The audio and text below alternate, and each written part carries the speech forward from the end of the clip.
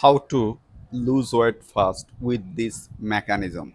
If you think you need to lose your weight, then I highly request you to know the mechanism first. If you can understand the mechanism of losing weight, it will be very easy for you to take decision in your food. But let me give you first the food sequencing. You can start now. Start every meal with vegetables, then eat protein and healthy fats. At last, eat carbohydrates in moderation. What type of carbohydrate you should take? Buckwheat, quinoa, organic oats, gluten-free, sweet potatoes, right? And if you want to eat fruits or other sugary item, of course eat it in the third step, that is with carbohydrate or sugar. That is, you need to start your meal with fiber, that is vegetables, then come back to protein and fats, then carbohydrates, sugar or fruits. In this sequence, you are eating fiber first, that is vegetable first. Vegetable are rich in fiber. This fiber act as a uh, trap for the glucose, net act as a net for the glucose molecule and release your glucose molecule into your bloodstream slowly.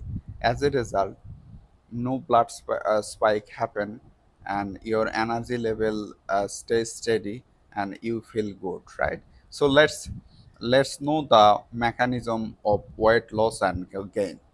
Glucose spike. Imagine you devour a sugary dessert. This rapid breaks down into glucose, causing a surge in your bloodstream, a glucose spike.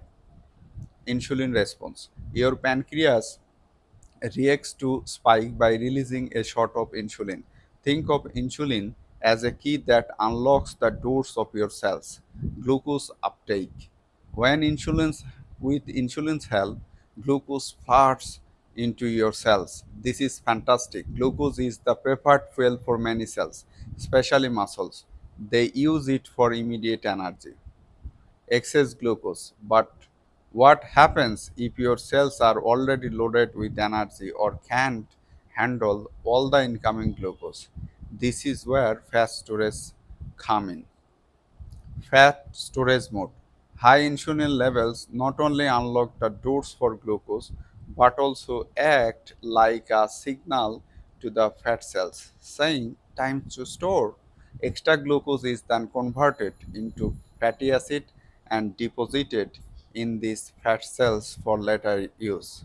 This helps regulate blood sugar by preventing it from getting too high. Fat burning on hold. As long as insulin levels are high due to glucose spike, fat burning takes a backseat. With a readily available source of energy, that is glucose, the body prioritizes using that and puts fat burning on hold. The flip side. Now imagine the hours after you have finished the dessert, the glucose spikes start to subside and your blood sugar levels return to normal. This triggers a decrease in insulin. Fat burning activated.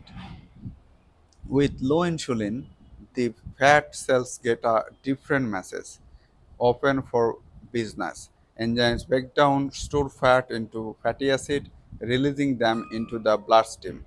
This fatty acid becomes the primary fuel source, especially during exercise or fasting periods when glucose is not readily available. Maintaining balance. The this interplay between insulin, glucose spikes, and fat burning is essential for regulating energy levels and keeping your body functioning smoothly. However, chronically high insulin levels due to factors like a high carb diet or insulin resistance can lead to excessive fat storage and weight gain. Okay, so let me show you the same mechanism but in different language. The glucose spike so that you can understand. Glucose spike. Imagine you devour a sugary dessert. This sends blood sugar levels soaring, triggering a rapid release of insulin from your pancreas. This is the glucose spike. Insulin action. Unlocking the cell.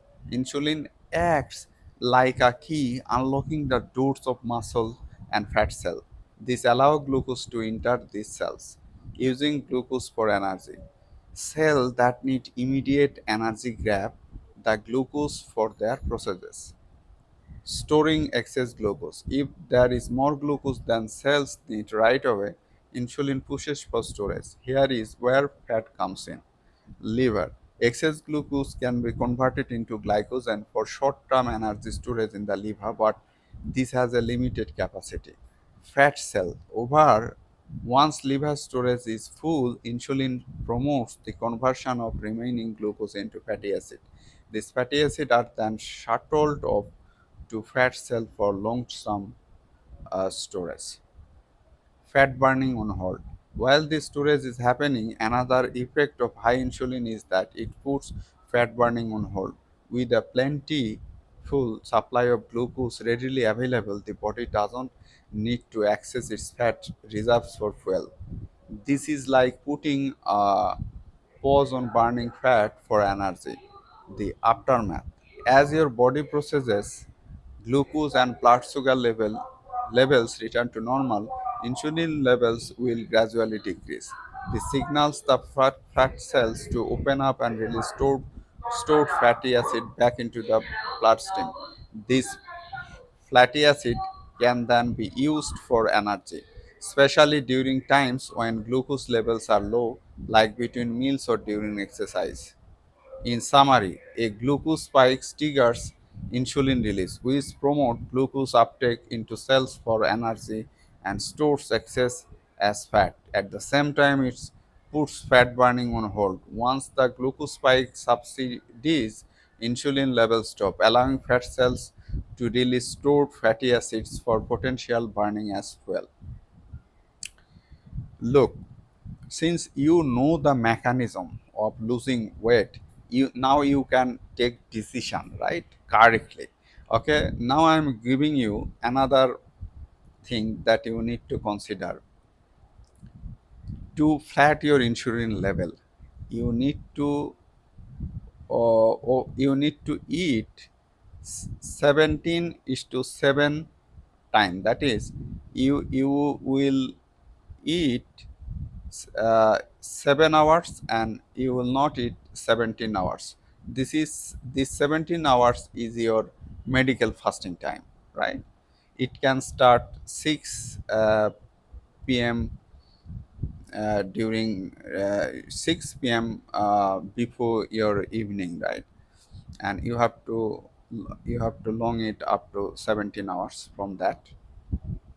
Yeah, during this fasting hour you can take tea, coffee, or another another foods that doesn't increase your insulin level too high, right? You can learn it from internet. If you know this mechanism and if you follow this 17 by 7 uh, for food eating food, then I think it will be very easy for you.